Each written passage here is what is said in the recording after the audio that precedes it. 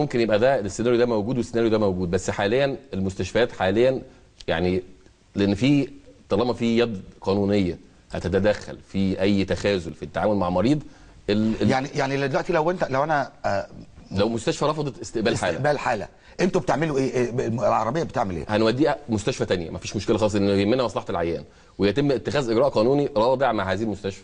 ممكن توصل لقفل المستشفى. يعني انتوا بتبلغوا خلاص طبعا وزاره الصحه طبعا ان في مستشفى الفلاني رفض استقبال الحاله يوم كذا. بالظبط. احنا من ساعه ما ابتدينا ننفذ القرار التنفيذي لعمليه التحويل واستقبال المستشفيات للمرضى ما رصدناش حاله زي كده، لان كله عارف ان في اجراء قانوني لده، وكل عارف ان المريض هيخش مستشفى هيتم التعامل معاه. لو انا المستشفى كمستشفى مش قادر اقدم الخدمه الكامله للعيان، هقدر احدد المستشفى الاخرى اللي هتقدر تكمل معاه الاجراءات، والاسعاف هتقوم بتحويل المصاب. هل ممكن تكلم مستشفى فتقول لك انا ما عنديش سرير عشان استقبل المريض؟ بص يا فندم، وصول المريض لاستقبال المستشفى هو دلوقتي تحت رعايه طبيه، يتعمل المتاح في المستشفى والاضافات تتعمل في مستشفى اخرى بعد التنسيق، لان انا ما ينفعش احرك عيان. لا فهمني اكتر شويه. بمعنى انا دلوقتي عيان او انا عشان اطمن الناس بالظبط مصاب، حصل له لا قدر الله حادث على الطريق وفي اصابه فيها محتاجه جراحه مخ واعصاب. مش كل مستشفيات مصر فيها جراحات مخ واعصاب، دي مستشفيات محدده. اقرب مستشفى ليه ما فيش فيه الخدمه دي، بس مجرد وصول المريض للمستشفى هتقدر تعمل معاه اجراءات الاسعافات الاوليه وتعمل الاستابيلايزيشن للحاله او استقرار الحاله الطبيه للمصاب، وتحوله من مجرد حاله في عاليه الخطوره الى حاله اقل خطوره، ويتم تقييم الحاله ويشوف ايه اللي محتاجه، ويتم التنسيق مع المستشفى اللي هتقدر تستقبل الحاله وتعمل معاها الاجراء اللي انا محتاجه، لا جراحه المخ والاعصاب مثلا. بعد تحديد هذه المهام بيتم نقل المصاب من المستشفى الاولى الى المستشفى الثانيه. هنا نقل المصاب ده بيتم بشكل يعني بشكل اوتوماتيكي، يعني ان انتوا عارفين ان في مصاب هيتنقل من المستشفى دي لمستشفى ثانيه، وبالتالي انتوا تبعتوا عربيه مستشفى مركزيه مثلا في احد ضواحي القاهره واستقبلت حاله جراحه مخ واعصاب، وبعد ما عملت اللازم ليها في حدود الامكانيات المتاحه محتاج يتحول الى احد المستشفيات المتخصصه لعمل اللازم.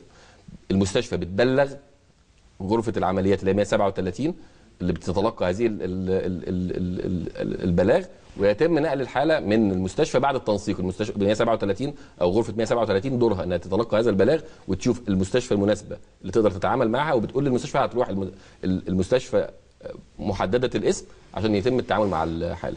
لو في اي لغط في هذه الدوره بيتم ابلاغ القيادات فورا، وبيتم بقى تدخل على مستوى اعلى، وده على مدار الساعه. هي دي اللي احنا عاملينه، يعني بنعمل انفاذ القانون للي بيحصل، لان خلاص ما ينفعش المريض في مصر يبقى، لان ده هدف ان انا المريض في مصر ما يبقى حقه ضايع، ما ينفعش، مع غير مقبول. طيب انتوا مشاكلكم ايه؟ انا بحب اسميها تحديات مش مشاكل، يعني سميها زي ما تسميها. التحديات الوعي الثقافي للتعامل مع سيارات الاسعاف في الطريق، دي احد المشاكل الكبيره، والجمهور ساعات بيتعامل مع السياره بصوره سلبيه فبيأخر وصول السياره. التحدي الثاني ان في المحافظات العواصم المحافظات الكبيره التكدس المروري اللي الناس بتشتكي منه. الحاجه الثالثه المعاكسات التليفونيه طبعا، لان دي من ضمن التحديات الكبيره، ان انا كل ما قدرت ان انا مستقبل البلاغ او متلقي البلاغ بيعمل في مناخ اقل ضغط هيقدر يقدم الخدمه بطريقه احسن. طيب المعاكسات دي احنا اتكلمنا فيها، لكن بتعملوا ايه في التكدس المروري؟ يعني دي الحاله اللي احنا بنشوفها كلنا، تبقى عربيه الاسعاف افسح الطريق وماشيه عربيه الاسعاف ولحد بيفسح الطريق. يمكن مؤخرا الحاله اتحسنت شويه نسبيا، لكن اللي بيحصل ان بقى تلاقي ورا عربيه الاسعاف في صف عربيات، اسطول عربيات بيتحرك فرصه العربيه تفتح الطريق. بتعملوا ايه؟ بنعمل ايه؟ احنا في تنسيق بيننا، في ربط بيننا وبين غرفتين مهمين جدا، النجده والمرور.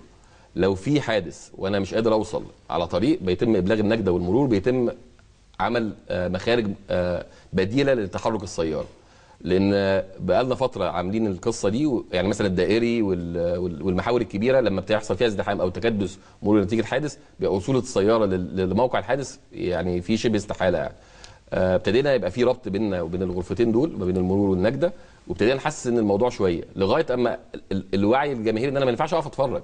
يعني في حادث، حد بلغ بالحادث، خلاص دوري انتهى، لازم اتحرك، لان طول ما في سيوله مروريه طول ما انا قادر اوصل للحاله بطريقه كويسه. في اوقات تانية بنضطر نتحرك في الاتجاه العكسي، ودي في بعض الاماكن برضو بنبلغ بيها المرور والنجدة عشان نقدر نتحرك في الاتجاه المقابل وعكس الاتجاه علشان نقدر نوصل للحادث. بس انا عمري ما شفت عربيه اسعاف قدامها موتوسيكل شرطه او سياره نجده بتقول للناس. ساعات بتوصل بالذات في الحاجات اللي فيها نقل جماعي لبعض الاصابات الكبيره، لان دي برضو لو في حالات حرجه ومحتاجين ننتقل بسرعه لازم يبقى في تنسيق قبلها لو تتحرك من مكان لمكان، ودي حصلت كذا مره وكنت انا في احد هذه السيارات في مره من المرات يعني. طب هنا لما بنقول للمواطن، ما في دور على هيئه الاسعاف وفي دور كمان على المواطنين، بنكلمهم بنقول لهم حرام عليكم اللي انتم بتعملوه في مساله المعاكسات، ان ده يعني انت بتعرض حياه ناس للخطر. ايضا يعني عدم الاهتمام في المرور، تقول لهم ايه؟ يعني ايه اللي بيترتب على انه الناس بتتصرف بلا مبالاه في الطريق في زحام؟ طب يقول لك طب ما هو زحمه انا هعمل ايه؟ ما هي واقفه، هطير يعني هركب جناحات؟ ما يقفش يتفرج بس. لا انا بتكلم لا انا بتكلم على طريق عربيه فيه ماشيه، تمام، وقدامك عربيات والعربيات قدامها عربيات والعربيات قدامها عربيات، والله اعلم من فين.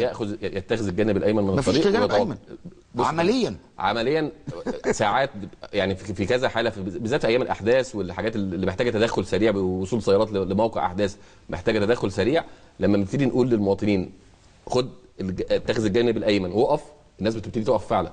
لما بتقف كده بقدر يعني لو انا همشي بالارتجال العادي هوصل في نص ساعه، لكن لما ابتدي العربيات تقف تلتزم بجانب اليمين وتقف ما تتحركش قدام العربيه وتفسح المجال، عربيه ورا عربيه تلاقي العربيه تتحرك اسرع. ودي مجربه في كذا حادث في كذا موقع، يعني مثلا ميدان التحرير في اشد ازدحامه، الناس لما كانت يعني حشود بتتحرك او اماكن بتتحرك كنا بنقدر نفسح المجال ده بالطريقه دي. الناس لما بتتنظم بطريقه معينه في المسارات بتاعتها، لا سياره الاسعاف بتوصل بطريقه اسرع طبعا. طيب يبقى اذا احنا بنقول للناس بلاش معاكسات، بنقول للناس لما تشوف عربيه اسعاف خليك يعني حاول توسع لها شويه، يعني يلتزم الجانب الايمن ويحاول يتواصل اذا قدر بالظبط، يعني في حدود المتاح. طبعا في طرق ضيقه جدا خلاص يعني ما برضو يعني اذا مرت ان تطاع امر بما استطاع.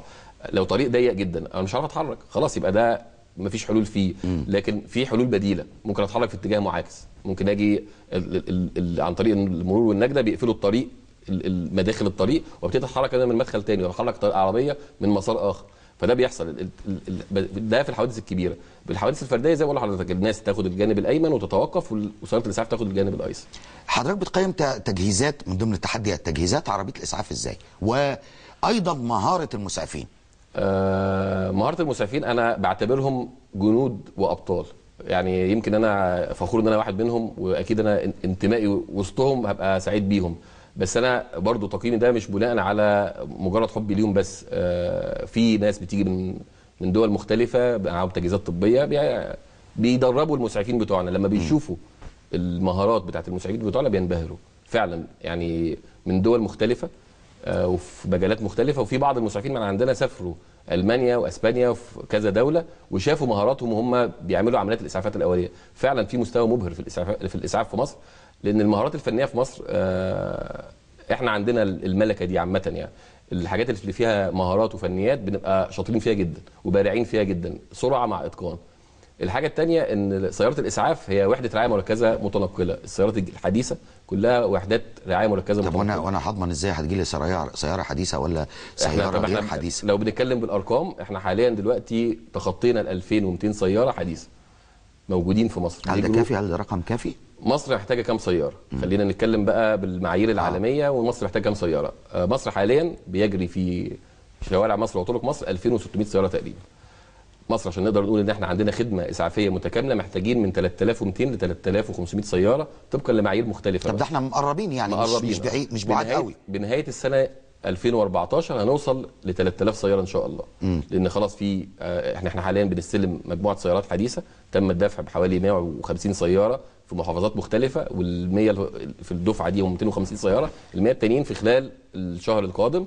في نهايه السنه في 250 سياره ثانيه نازلين في مصر حتى بكونسبت مختلف، لان السياره حجمها اصغر، تكتيكال يعني بتتحرك بطريقه خفه اكتر وفي الاماكن الضيقه. هي معموله مصممه لده، ومش مصممه تبقى وحدات الرعايه المركزه عاليه التجهيز، هي مصممه للاسعاف السريع يعني. ودي يعني التحديث اللي احنا متجهين فيه في الفتره اللي جايه. لان السيارات الكبيره دي تبقى تتحرك على الطرق اكتر وعلى الاخلاء للطرق اكتر. السيارات الداخليه او الاماكن الداخليه في المدن وفي العواصم الضيقه وفي الاماكن الصغيره هيتم الدفع بالسيارات الصغيره دي. التجربه بتاعتها هتبتدي في ديسمبر ويناير اللي جايين، وان شاء الله يبقى ده الكونسبت اللي هنتحرك ليه الفتره اللي جايه.